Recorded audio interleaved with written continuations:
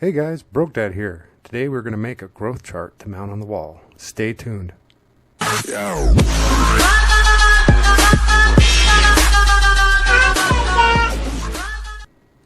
First, buy a piece of lumber that is relatively straight in the size that you want. Sand the wood with a higher grit sandpaper so that it will take the stain or paint that you wish to apply. Try to sand in long, even strokes that go with the grain of the wood. My wife wanted a gray colored ruler theme for this project, so I went with the Minwax Classic Gray Stain. Gently stir the stain and apply a liberal amount of stain with a foam brush or lint-free cloth. Don't forget to stain the sides of the piece, and after waiting a moment, wipe the excess stain off with a clean towel. It is very important to remove the stain by following the grain or direction of the wood. All wipes should start from one end of the work to the other end in the same direction. Allow the stain several days to dry. With a piece that is inside, I wait until I can no longer smell the chemicals from the stain before moving on. To make the numbers, I printed out the size and font I wanted and cut the numbers out using an X-Acto knife and a self-healing pad. If you have more questions on this, see our video on making your own stencils.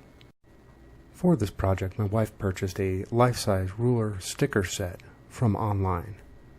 When you apply the ruler marks, make sure you are accounting for how high you are going to mount the ruler from the floor. I chose 6 inches, so the first foot marker only showed 6 inches on the ruler. Keep your measuring tape on the board so that you can make sure you are setting the tick marks in the correct location. I simply peeled the back of the prefabricated ruler marks and set them on the board. Slowly peel away the paper at an angle so that the sticker does not pull up with the paper. You can always hand draw the tick marks if you wish. I chose to use a foam permanent black marker to color in the numbers. Just take the numbers you cut out earlier and tape them to the board and just stay between the lines. We found some wooden letters from the local craft store to make a personalized phrase on the piece. I simply colored the letters in using the same permanent marker from before. Once they were dry, I applied wood glue to the back of the letters with a small brush. As the glue was drying, I applied even pressure by laying a board over the letters with a weight on top. To protect the piece, I used Varathane's spray polyurethane. Because the majority of the piece was covered in an oil-based stain, I used the oil spray. Lay the piece out on something disposable like cardboard boxes and spray in long, even strokes, holding the can approximately 1 foot away from the surface. Allow time to dry and apply several more coats. To hang this piece, I decided to use flush picture hanging loops.